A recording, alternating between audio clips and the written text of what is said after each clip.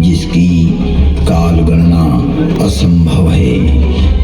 घटना युगों पहले की है कि जब अनेक अंतरिक्षों में अनेक ग्रहों पर उद्भव, पालन और संहार हो रहा था, अर्थात कई सारी सृष्टियों का प्रादुर्भाव और विलय हो रहा था।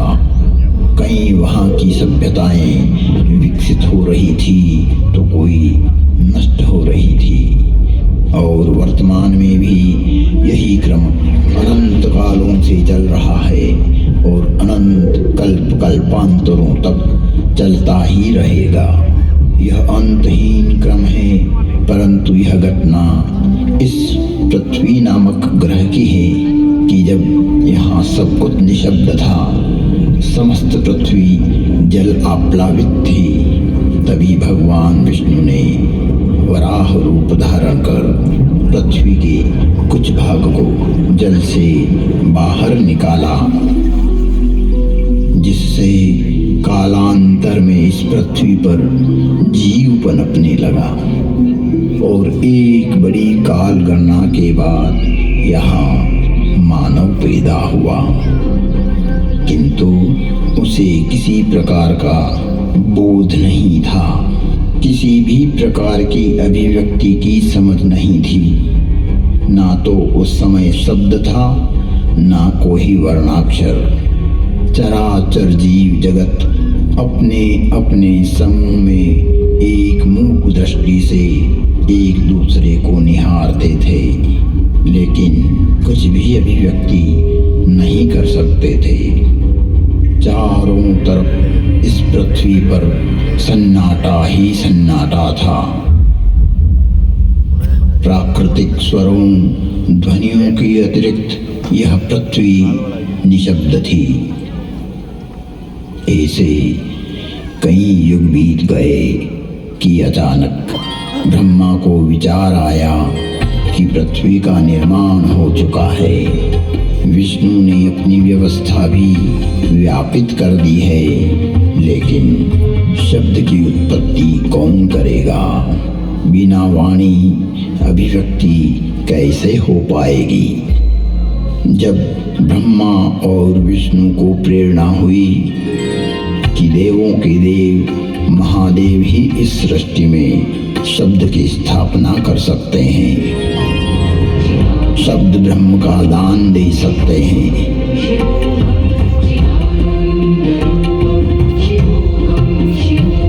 परंतु शिव का समय अधिकतर समाधि में ही व्यतीत होता था। जगत में वेद की स्थापना के लिए, मनुष्यों में, प्राणियों में सत्य, प्रेम और करुणा की भावना प्रकट करने के लिए, शब्द को देह देने के लिए महादेव को समाधि से जगाना अति आवश्यक है।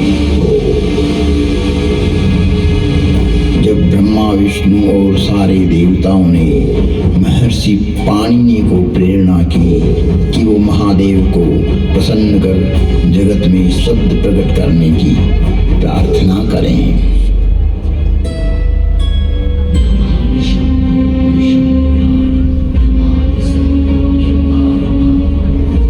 महर्षि पाणिनि की निष्प्रिय एवं जगत कल्याण की भावना से की गई तपस्या ने भगवान शिव की समाधि में विघ्न डाला।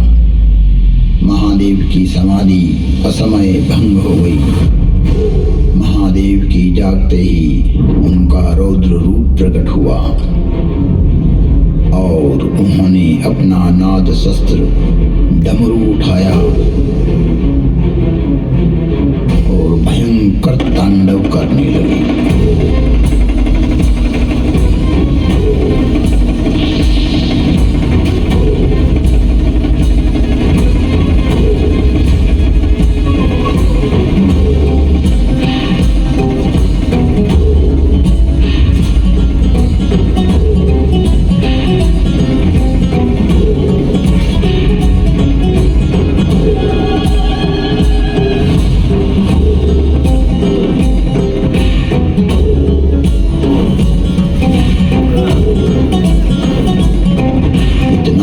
भयंकर तांडव किया कि पृथ्वी हिलने लगी, आकाश में बिजलियां कौंधने लगी। पृथ्वी को हिलते देख ब्रह्मा ने सोचा, कहीं प्रलय की वेला तो नहीं आ गई। चारों तरफ समुद्र में उफान आ रहा था, हवाएं चक्रवात का रूप लेकर आकाश की ओर बढ़ रही थी। पूरी पृथ्वी अपनी दूरी पर ऐसे डोलने लगी मानो पृथ्वी समुद्र पर तैर रही हो। तब महादेव ने अपना डमरू बजाया और असमय समाधि में हुए विघ्न के कारण भयंकर तांडव करते हुए मानो अपने इस नाद से संसार को बधिर कर देंगे, इस सृष्टि को समाप्त कर देंगे। और उसकी तीव्रता को प्रकट करते हुए प्रचंड एवं भीषण गणगोर ध्वनियां पैदा करते हुए उग्र एवं महिमामय भयंकर डमरू नाद किया, जिससे प्राणी मात्र की श्रवण इंद्रियां लुप्त हो गई। नाद इतना भयावह था कि प्राणी मात्र के कर्ण भेद हो गए। कुछ काल के लिए यह स्थिति बन गई।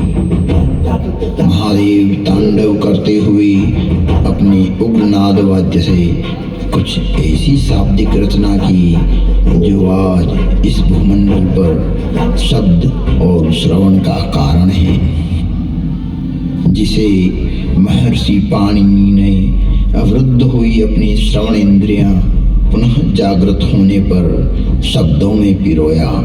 जगत कल्याण के लिए महादेव की प्रेरणा से नाद वाद्य से निकली हुई ध्वनियां जो आज इस संसार में व्याप्त है।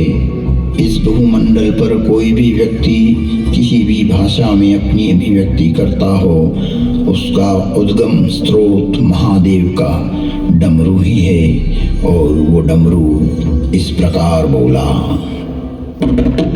ऐउण ऋऋक ऐऔंग ऐऔच हयवरट लण यमगणनम जभय गणदश जब गणदश खपचटत चटतव कपय शशशर हल।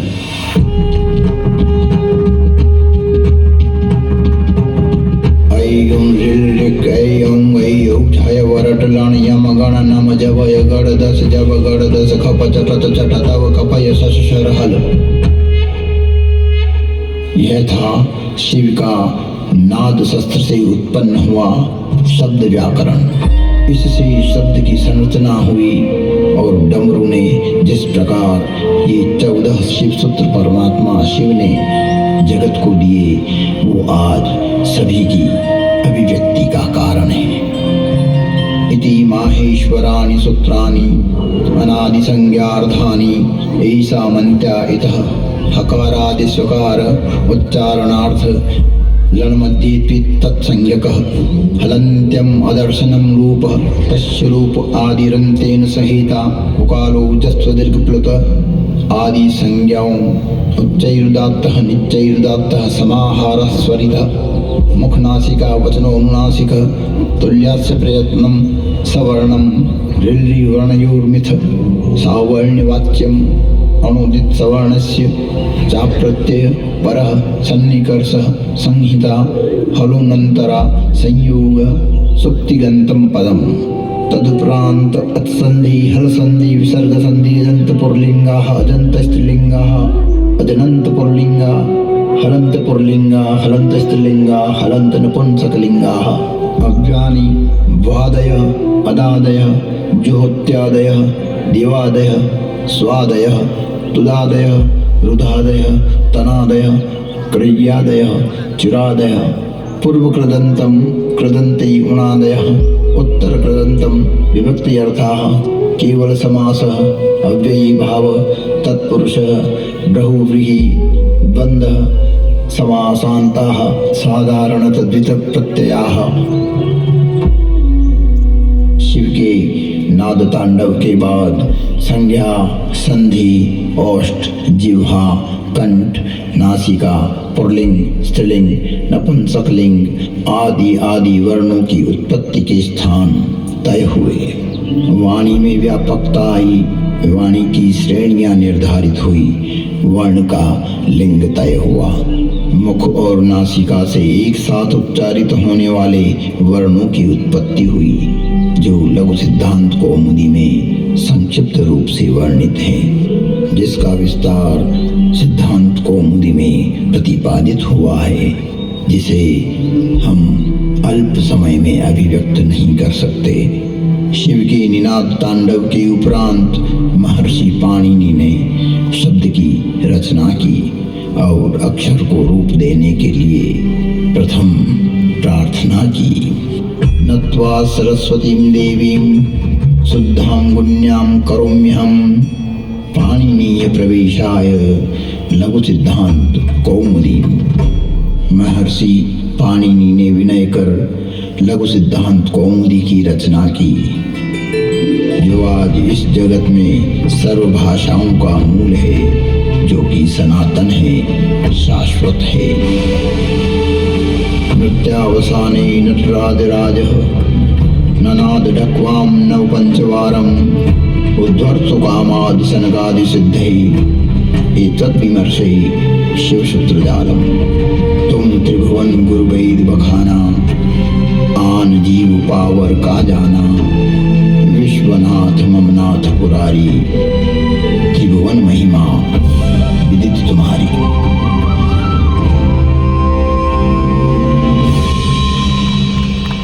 आखिरी को डायलॉग बोलिए।